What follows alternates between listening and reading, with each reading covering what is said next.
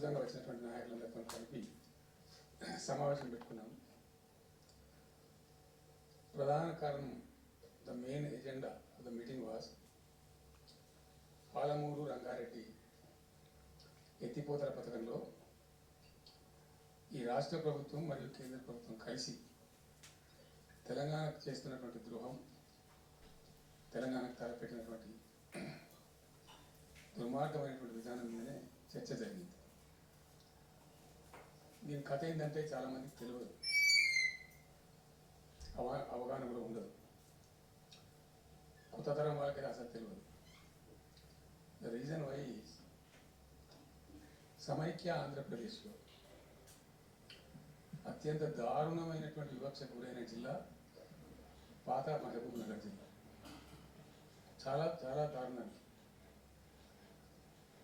Reason ఏంటంటే వనరులు లేక కాదు, వసతులు లేక కాదు.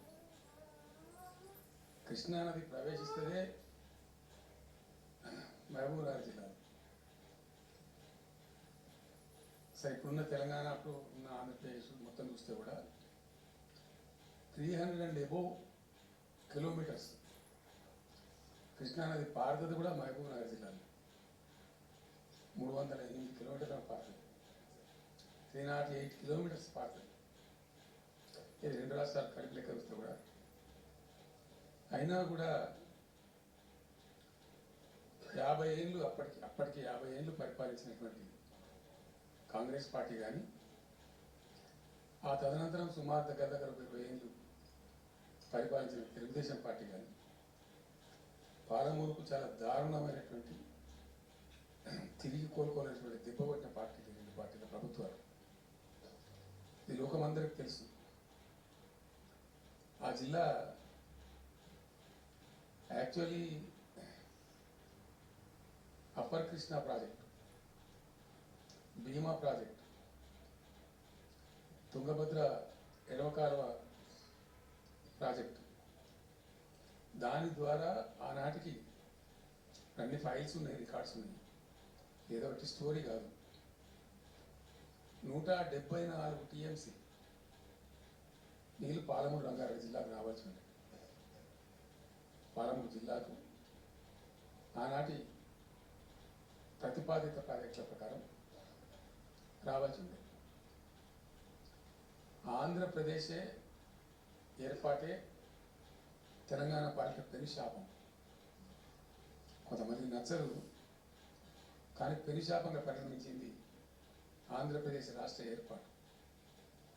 మొత్తం తెలంగాణకు, అందులో మోర్ స్పెసిఫికల్లీ మహబూబ్ నగర్ జిల్లాకు జరిగినటువంటి తీవ్రమైనటువంటి అన్యాయం.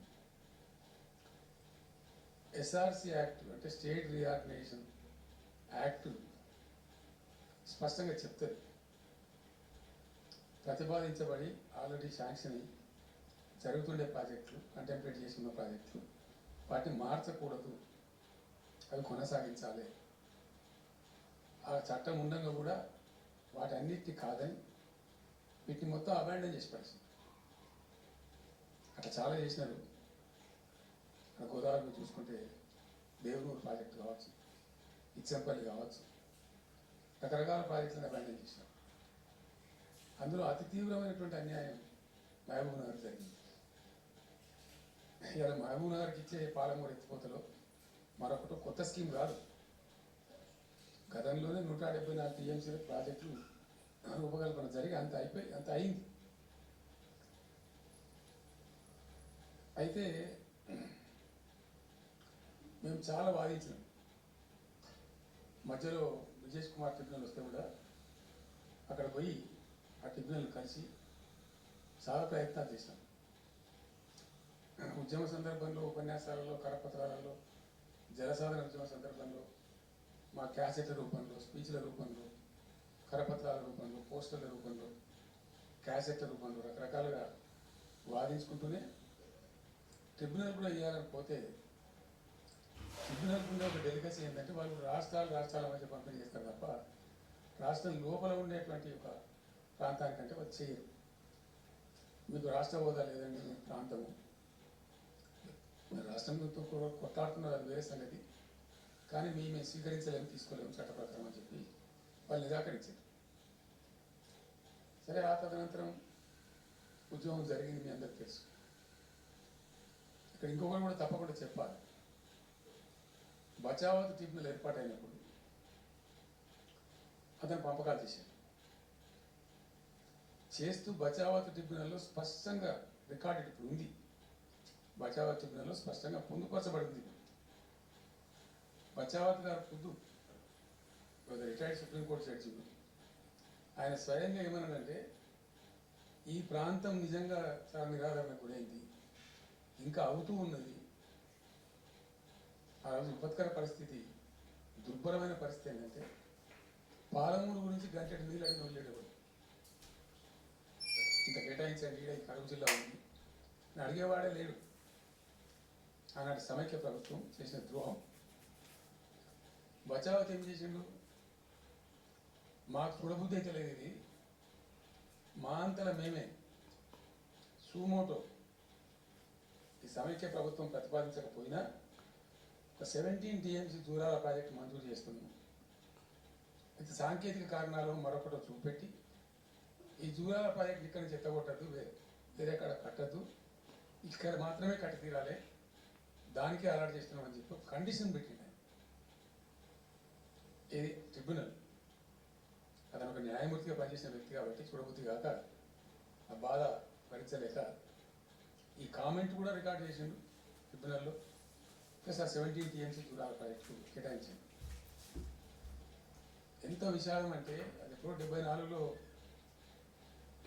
74 నుంచి 78 దాకా జరిగింది కథ.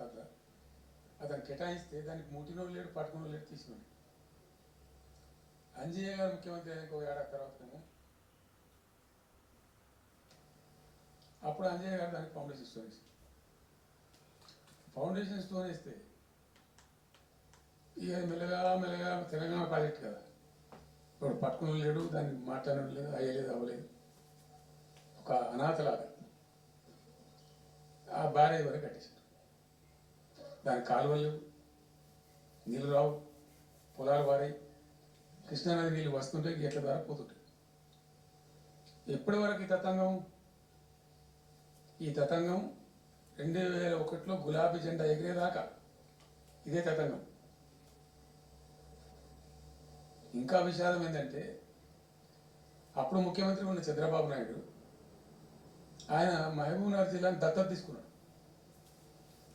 ఆయన దత్తతలో ఉండే చేసి నేను అడాప్ట్ చేసుకుంటున్నా ఈ కరువు జిల్లా, దీన్ని అది చేస్తా, ఇది చేస్తా, పొడి చేస్తా అని మాటలు చెప్పి ఇష్టం వచ్చినన్ని పునాదులు వేసాడు. కలవకుర్తి, మన్ను, మశాన్ రకరకాల పునాదులు వేసుకుంటున్నాను. ఉద్యమ సందర్భంగా నేను చేసే ఉపన్యాసాలలో నేను మాట్లాడేది, ఈ పునాదురాలను ఎందుకు మనకు పట్టుక ఏడుస్తానుక, సూచించడానిక, ఏం లాభం, ఈ రాళ్ళని ఎంతో కృష్ణానదిలో అడ్డమేస్తూ చెగడమని అయితే భయమైంది. నవ్వేది జనం చప్పట్లు కొట్టి సభలలో నేను చెప్తుంటే, ఒక్క డ్రాప్ వాటర్ కూడా పొలాలు పారడానికి రాదు. తత్ఫలితం ఏంది? నెట్ రిజల్ట్, బాటువాద నెట్ రిజల్ట్. పాలమూరు జిల్లాలో ప్రతి తాలూకా కేంద్రం అంటే ప్రతి నియోజకవర్గ కేంద్రం నుంచి వలసలు పోవడానికి ప్రజలు ప్రతి బొంబాయి నుంచి bus, Narayanpet Bombay bus, Wanaparthy Bombay bus, ఇంచుమించు అన్ని తాలూకాల నుంచి బొంబాయికి డైరెక్ట్ బస్సు.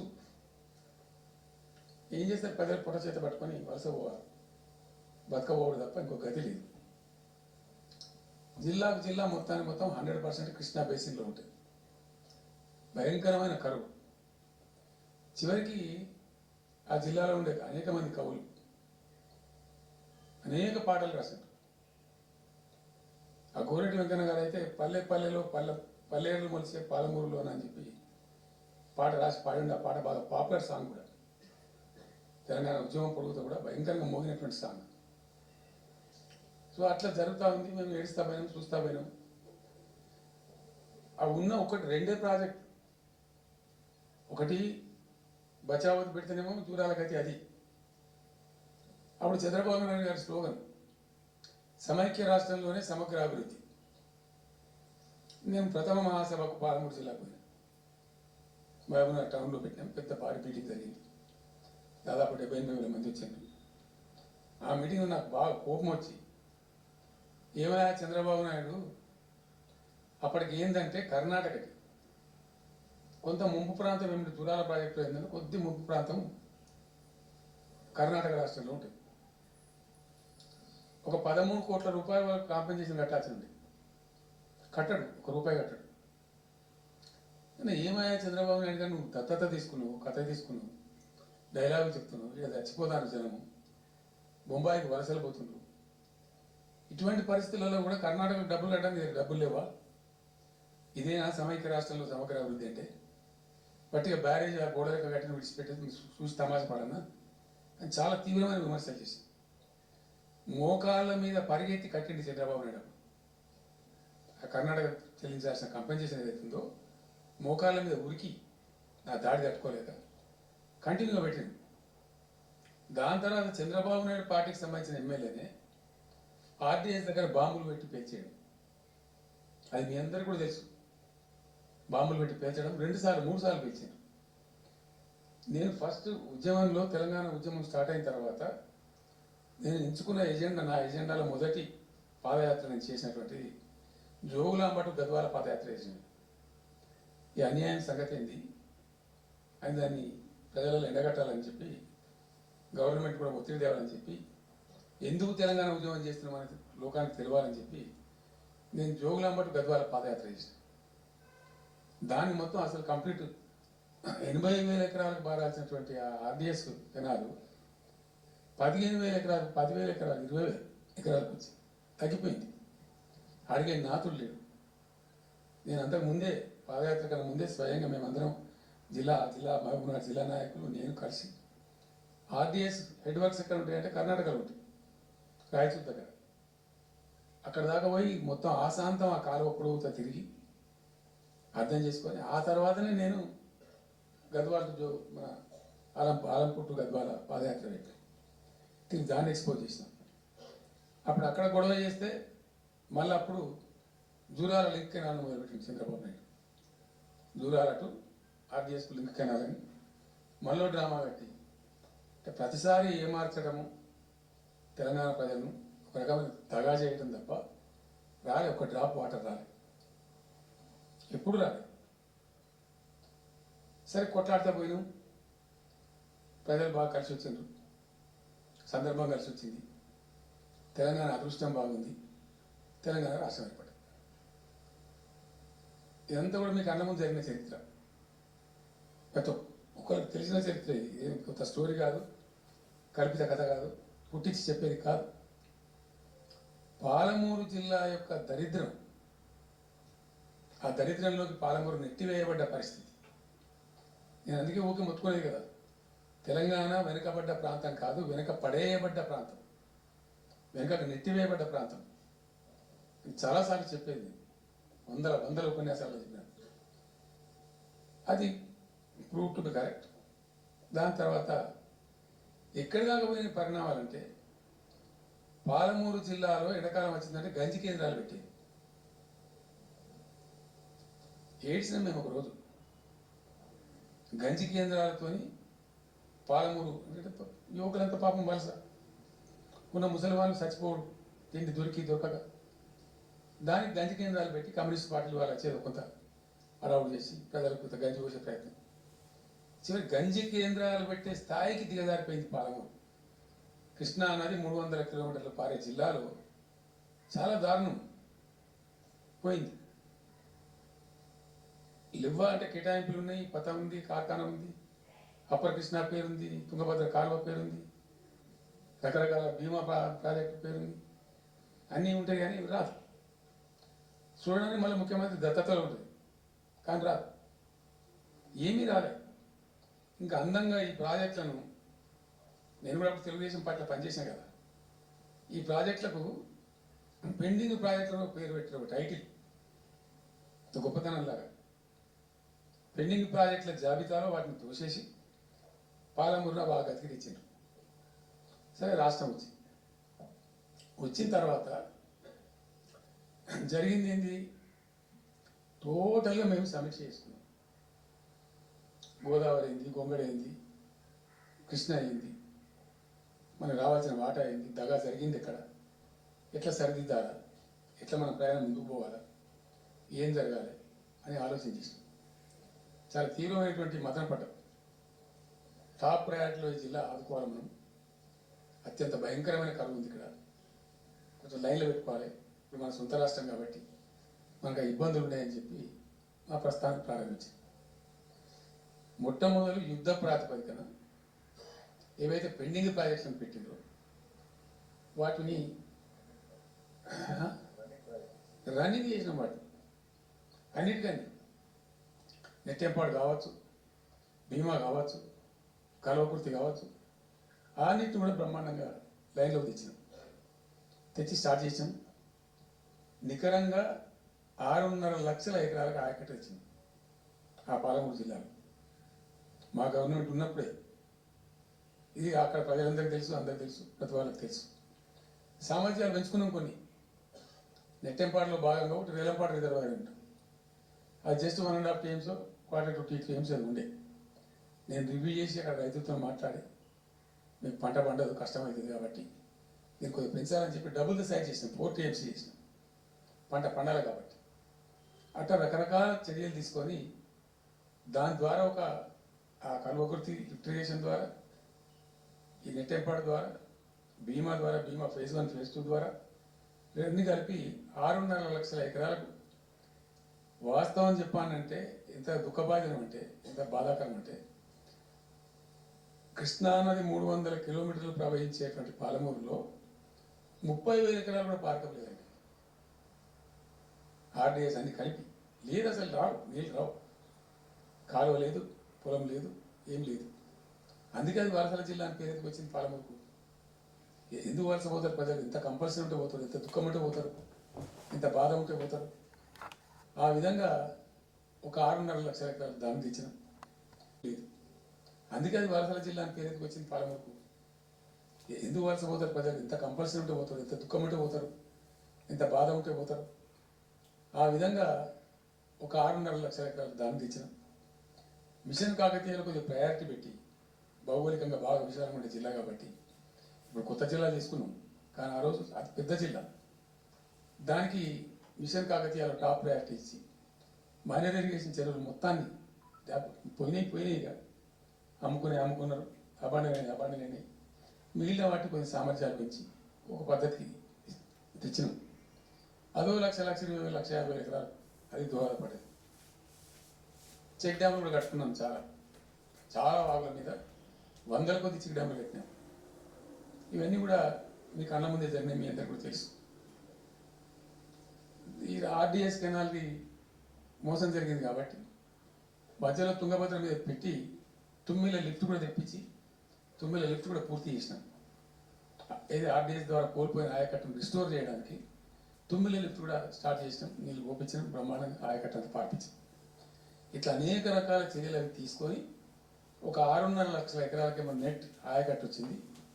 ఇండైరెక్ట్ ఆయకట్టేమో భూగర్భ జలాలు పెంచడానికి కట్టిన చెక్ డ్యాములు, మైనర్ ఇరిగేషన్ బాగు చేయడం, దాని ద్వారా కూడా 1,50,000 ఎకరాలకు వచ్చింది. ఆ తదనంతరం మరి మనం ఎట్లా ముందుకోవాలా, ఏం చేద్దామని చెప్పి ఈ రంగారెడ్డి జిల్లా కూడా వాళ్ళు పాపం కృష్ణా బేసినే, ప్రతి డ్రాప్ రంగారెడ్డిలో పడే ప్రతి వర్షం చుక్క కృష్ణానదికి పోతుంది, ఇంకెక్కడికి పోదు. నల్లగొండ జిల్లాలో కురిసే ప్రతి వర్షం చుక్క కూడా కృష్ణానదికి పోతుంది. 100% ఈ 3 జిల్లాలు కూడా నల్లగొండ, రంగారెడ్డి, పాలమూరు ఇవి 100% కృష్ణ బేసిన్లో ఉన్నాయి. మనము ఏదైతే మనకు కేటాయించిందో ప్రాజెక్ట్ వైజ్నో ఇంకోటనో కంబైన్డ్ స్టేట్ ఉన్నప్పుడు జరిగినటువంటి మోసం నుంచి బయటికి రావాలంటే మనం రాష్ట్రం ఏర్పడిన తర్వాత కొట్టాడాలి, మన వాట మనం సాధించాలి. రివిజన్, కృష్ణా జలాల యొక్క పునఃపంపిణీ మీద ట్రిబ్యునల్ వేయించుకోవాలి, రివిజన్ పెట్టియాలి అని ఒక స్ట్రాటజీ పెట్టి దాన్ని కొట్లాను. సరే, ఇందాక నేను చెప్పినట్టు దేవుని దయ వల్ల తెలంగాణ రాష్ట్రం వచ్చింది. ఈ ప్రాజెక్టు కంప్లీట్ చేస్తూనే పాలమూరు రంగారెడ్డి ఎత్తిపోతల పథకానికి శ్రీకారం చుట్టాం. యాక్చువల్ ఫ్యాక్ట్ ఏంది, పాలమూరు రంగారెడ్డికి మేము ఆ రోజు మనసులో ఇంటర్నల్గా మాట్లాడుకొని డిపార్ట్మెంట్ కావచ్చు, క్యాబినెట్ కావచ్చు, విత్ ఇన్ ద పార్టీ కావచ్చు, ఆ జిల్లాల నాయకత్వం కావచ్చు, మా స్ట్రాటజీ ఏంది, పాలమూరు రంగారెడ్డి ఎత్తిపోతల పథకానికి 170 టీఎంసీ తీసుకోవాలి. This was the strategy of BRS government. ఎట్లా ఎక్కడి నుంచి తీసుకోవాలా? అనేక ఆంక్షలు, మాటలు, బట్టి డైలాగులు, ఏపీ నుంచి వచ్చే వ్యతిరేకత, ఇవన్నీ దృష్టిలో పెట్టుకొని ఏం చేసినాం? నికరంగా లెక్కలు తెప్పించినాం. ఈ మహబూబ్ నగర్ జిల్లాలో మైనర్ ఇరిగేషన్లో పాత చెరువులు ఏవైతే బచావుతున్నప్పుడు లెక్క పెట్టినటువంటి చెరువులు ఏవైతే ఉన్నాయో, ఉన్నాయని మాయమైనవి, వాటి సామర్థ్యం ఆ రోజు ఎంత, ఇవాళ నెట్ సామర్థ్యం ఎంత అని లెక్కలు తీసి కేంద్రానికి సమర్పించి ఒక 45 టీఎంసీ రెండు దానికి కేటాయించింది ఆ రోజు మేము ఎంత అంటే 90.81 టీఎంసీ. 90.81 పాలమూరు రంగారెడ్డికి మేము కేటాయించింది ఆ రోజుకు. అయితే 170 ఎట్లా అంటే మరి మాకు ఇంకా వాటా వస్తుంది కదా, ట్రిబ్యునల్ వచ్చిన తర్వాత మాకు వాటా వస్తే దానిలో తీసుకున్న నీళ్ళని కూడా దీనికి మనం అటాచ్ చేసుకుంటామని చెప్పి 91 పాయింట్ తీసుకున్నాం. ఎట్లా తీసుకున్నాము? బచావత్ ట్రిబ్యునల్లోనే ఒక తీర్పు చాలా స్పష్టంగా ఉన్నది, డెసిషన్ అది, ట్రిబ్యునల్ యొక్క నిర్ణయం ఏంటిది? ఆంధ్ర వాళ్ళు మొదటి నుంచి కూడా మేము కొంత గోదావరి నీళ్ళు కృష్ణా డెల్టాకి తెచ్చుకుంటాం, నాగార్జున సార్ ఆయకట్ట తెచ్చుకుంటాం, మరో దాన్ని తెచ్చుకుంటాం అనే పద్ధతిలో మొదలుపెట్టి తెచ్చుకున్నారు. దాంట్లో భాగంగా 80 టీఎంసీలు వాళ్ళు తీసుకుంటున్నారు. ఏది పోలవరం కట్టి ఆ కెనాల్ అప్పుడు వైఎస్ రాజశేఖర్ తవ్వింది కదా, పట్టిసీమ లిఫ్ట్ పెట్టిండ్రు, ఇనీషియల్ లిఫ్ట్ పెట్టిండ్రు, తర్వాత కెనాల్ అయింది. సో దాన్ని 80 టీఎంసీలు వాళ్ళు వాడుకుంటున్నారు, ఎక్కువనే వాడుకుంటున్నారు. సో వాళ్ళు డిపిఆర్లో సబ్మిట్ చేసిన చాలా క్లియర్గా స్పష్టంగా ఏమని, 80 టీఎంసీలు మేము తీసుకుంటున్నాం, 80 టీఎంసీలు పైన 5 రాష్ట్రాలకు బచావత్ ట్రిబ్యునల్ ప్రకారం ఇస్తాం. అది 3 రాష్ట్రాలకు ఇస్తాం, తెలంగాణ రాష్ట్రానికి, కర్ణాటకకు, మహారాష్ట్రకు.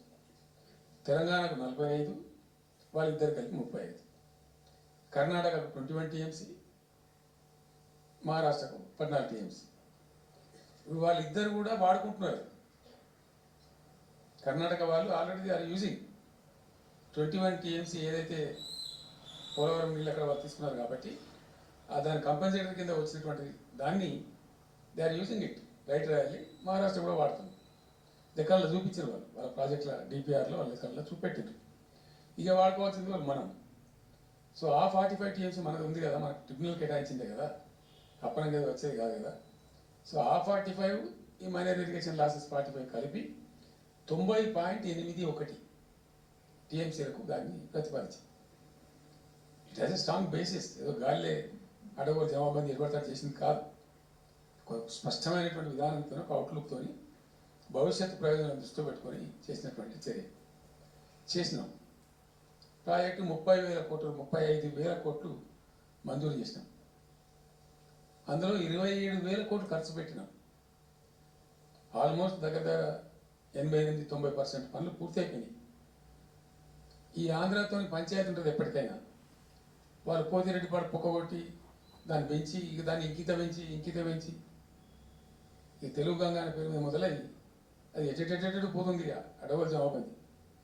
కాబట్టి మనం క్వికెస్ట్ పాసిబుల్ టైంలో తీసుకోవాలని ఆ వచ్చే వాటర్ను అక్కడ ఎంటైర్ వరల్డ్లో ఎక్కడ లేవండి 145 మెగావాట్స్ కెపాసిటీ పంప్స్ పెట్టాం అక్కడ. Specially prepared, those pumps were prepared by BHEL of India. 145 మెగావాట్ల పంపులు అసలు ఇండియా ఇక్కడ ఏ ప్రాజెక్టు లేవు. ఎందుకంటే దాన్ని ఆ పంపు స్విచ్ ఆన్ చేశాను నేను, నీళ్ళు వచ్చినాయి. ఒక్క పంపు స్విచ్ ఆన్ చేస్తేనే ఇట్లా కాలువలు తల్లాడుతుండే ఇట్లా. అంటే ఆ గొడవ ఉంది కాబట్టి వాళ్ళకి పోతిరెడ్డి పడిపోకనే వాళ్ళు తీసుకుపోతూ ఉంటారు. ఆ వర్షాలు వచ్చినప్పుడే మనం తీసుకోవాలి, ఇంకో గత్యంతరం లేదు. కాబట్టి క్వికెస్ట్ పాసిబుల్ టైంలో ఈ రిజర్వాయర్లు నింపుకుంటే మనం సేఫ్ అయిపోతాము, జిల్లా కాడికి కొంత న్యాయం జరుగుతుందని చెప్పి ఆ 145 మెగావాట్స్ కెపాసిటీ ఉండే పంప్స్ పెట్టినాం. ఇప్పుడు పంప్స్ అని ఆల్మోస్ట్ ఇన్స్టాల్ అయ్యి, మరి ఈ గవర్నమెంట్లో లేవు, పట్టించుకుంటూ లేరు, అసలు ఏం చేస్తలేరు. అయితే జరిగిన తర్వాత ఏమైంది, అనుమతులు సాధించారు. దాని మీద చాలా మెలికలు పెట్టినారు. ల్యాండ్ అక్విజిషన్ ప్రాబ్లం చేసినారు. అయినా 27,000 ఎకరాలు మేము అక్వైర్ చేసినాం సక్సెస్ఫుల్గా. అదంతా క్లిష్టమైన సబ్జెక్ట్ ఈ రోజులలో ల్యాండ్ అక్విజిషన్ అంటే. అయినప్పటికీ 27,000 ఎకరాలు అక్వైర్ చేసినాం, 27,000 కోట్లు ఖర్చు పెట్టినాం, అంత కాన్సన్ట్రేట్ చేసినాం. గ్రీన్ ట్రిబ్యునల్ పోయినారు, స్టేన్ క్యాన్సర్ చేయించినాం, అనేక రకాల అడ్డంకులు కల్పించే ప్రయత్నాలు ఎన్ని చేసినా వాటన్నిటిని అధిగమిస్తూ ఆ ప్రాజెక్టును ముందుకు తీసుకొని పోయినాం. అయితే ఈ పంపులన్నీ ఇన్స్టాలేషన్ అయిపోతుంది, బ్రహ్మాండం ఉంది. సరే, ఇంతకాని మా గవర్నమెంట్ మారింది. సహజం, రాజకీయాల్లో గెలుపులు ఉంటాయి, ఓటములు ఉంటాయి, ప్రభుత్వాల మార్పిళ్ళు ఉంటాయి, జరుగుతాయి. కానీ ఎంత తెలివి తక్కువ దద్దమ్మ ప్రభుత్వం వచ్చినా, నెక్స్ట్ సక్సెసివ్ గవర్నమెంట్ ఎవరు వచ్చినా రాష్ట్ర ప్రయోజనం కదా ఒక ప్రాజెక్ట్ అంటే. ప్రజలకు నీళ్ళు వచ్చేది కదా, ప్రజలు బ్రతికేది కదా, దాన్ని కొనసాగిస్తారు. ఇప్పుడు ఒక్క తట్టెడు మట్టి కూడా తీయలేదండి.